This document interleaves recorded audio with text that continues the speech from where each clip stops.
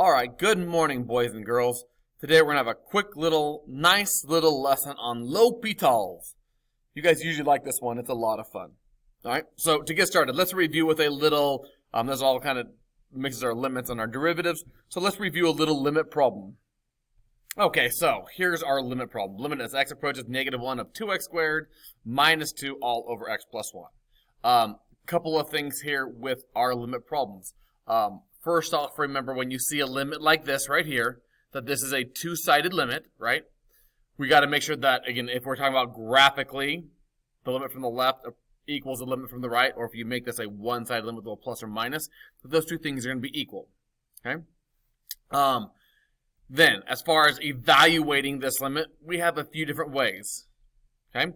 You could evaluate this numerically, and we could plug in numbers that were really close to -1. I could plug in like -0.9, -0.99, -0.9999, and -1.1, -1.01, -1.001, and so on. You could make yourself a little table. So that was one way we had of doing it numerically. That was kind of a pain. So then we talked about how to evaluate this graphically. If I could graph this thing, then we're going to look to make sure, again, the two-sided limit, that they come together at the same spot. But again, I don't know what that graph is going to look like. So then we talked about evaluating this algebraically. And if you're going to evaluate this algebraically, we said your very first step is to plug in that number, right? You want to always substitute first. Before I do this algebraically, though, which is the way we are going to choose to do this, the other way we have of evaluating limits is analytically, and we're just going to think about what's happening. We do that a lot with limits to infinity, right? Limits x approaches infinity. We use that analytical method quite a bit.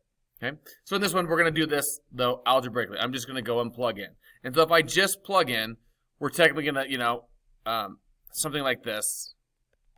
You would take the limit as x approaches -1 of the top. These are like our limit rules of 2x squared minus 2 over the limit as x approaches -1 of x plus 1. And I'm going to say, technically, when AP is doing a problem like this, they want to see your work look like this, okay? Showing that you know that you were looking at the limit of the top and the bottom. And so when I plug into the top, I get 2 times -1 squared, which is 1. So 2 times 1 is 2 minus 2. And so I get 0 over, when I plug in -1, bottom on the bottom, I get 0. And so I get 0 over 0, which we've talked about before is one of our indeterminate forms. Indeterminate. Right? This doesn't mean that the limit does not exist. It means we just can't find the limit yet. So then when we did this, we went, okay, well, if I have an indeterminate form, let's try to attack this from a different way. And so algebraically, we talked about, hey, maybe we might use the conjugate, or maybe we might simplify this thing, or maybe we might try to factor, and in this case, factoring is what we want to do. If I take this and I factor a 2 out of the top, then I'm left with a difference of squares, and so I get 2 times x plus 1 times x minus 1 all over x plus 1. And then we could, kill those guys off. And so now we're really going to look at the limit as x approaches -1 of 2 times x minus 1. And now when I substitute into that one, I get 2 times -2, which is -4. All right, so this wasn't too bad, but this is the way back when we did limits in the very beginning. That was how we had to solve this problem. Okay, I'm going to give us a much easier way, though. That's a good little review of how we do limits, but I'm going to give you an easier way to evaluate that limit. All right, and that method is called L'Hopital's. Okay, written in the very fancy French form. It looks like that, L'Hopital's, with the little, caret on top. And then, or you'll also see it written in the, in the very English way, very Anglo way, L'Hospitals. Okay, so both of these spellings are, accepted. I prefer the very fancy French form, but you'll always see me kind of use that one. But both of them are accepted. Just so if you see either one of those things, we're talking about L'Hopital's. All right. Okay, so here is L'Hopital's. I tried to type some of it out because my handwriting is kind of atrocious. If the limit as x approaches a of f of x over g of x is equal to the indeterminate forms of 0 over 0, infinity over infinity. It has to be one of those two indeterminate forms. It can't be any of our other indeterminate forms. Okay? Then, and again, I guess, I mean, plus or minus, but any of the, infinities or infinities.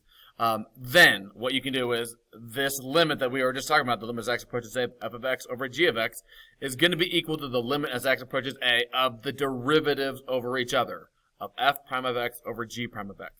We're not doing the quotient rule here. We're taking the derivative of each function individually, and then we can plug in.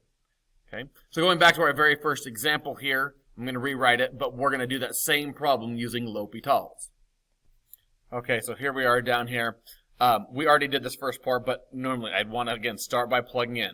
I'd want to show them, split this limit up to the top and the bottom like we did in this example back here.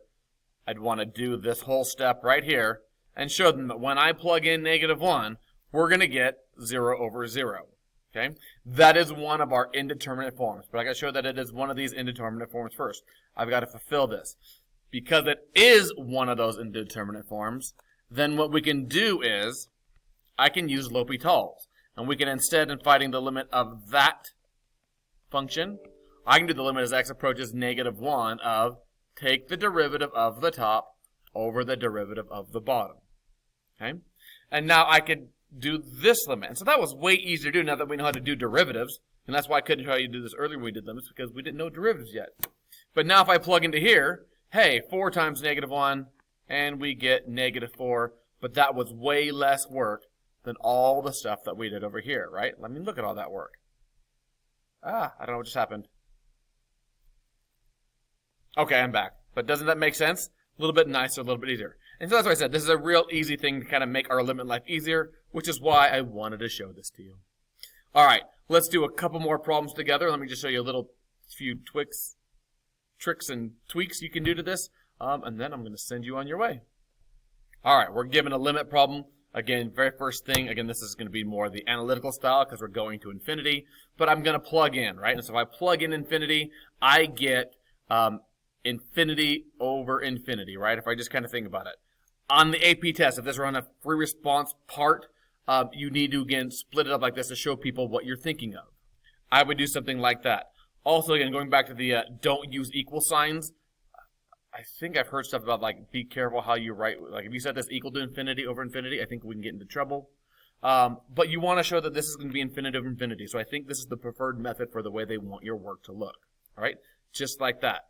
Because we got infinity over infinity, I'm now going to tell people, you got to tell people, hey, use L'Hopital's. And you can just do L'H, and everybody knows you're using L'Hopital's.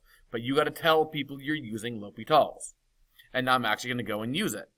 Again, to use L'Hopital's, I'm going to take the derivative of the top, derivative of x squared is 2x, and the derivative of the bottom, derivative of e to the x is e to the x. I am not going to, I can use quotient rule. I'm not taking the derivative of the whole thing. I just take the derivative of the top and the derivative of the bottom. Now if I go and plug in again, hey, the limit as x approaches, that's not how we write that. The limit as, x approaches infinity of 2x over the limit as x approaches infinity of e to the x, we still again get infinity over infinity. So guess what? If it's indeterminate again, we can use L'Hopital's again. So here's the first trick, is you might be able to use L'Hopital's, or you might have to use L'Hopital's more than just once. Okay? As long as I fulfill this requirement of it being infinity and infinity, or 0 over 0, we can use L'Hopital's. So now I'm going to take the derivative of the top and the bottom again. So coming up to the top here now, we're doing the limit as x approaches infinity of 2 over e to the x, when I took the derivative of these things. And so that gives me 2 over infinity. And if I'm just kind of thinking about this, this gives me 2 over infinity. And any constant divided by infinity is 0. So look, we could evaluate that using L'Hopital's. Relatively easy. That wasn't so bad. All right, let's try another one. Okay, so here's another one now. Again, L'Hopital's will work on one-sided limits as well. We're going to do the one-sided limit. The limit as x approaches 2 from the left.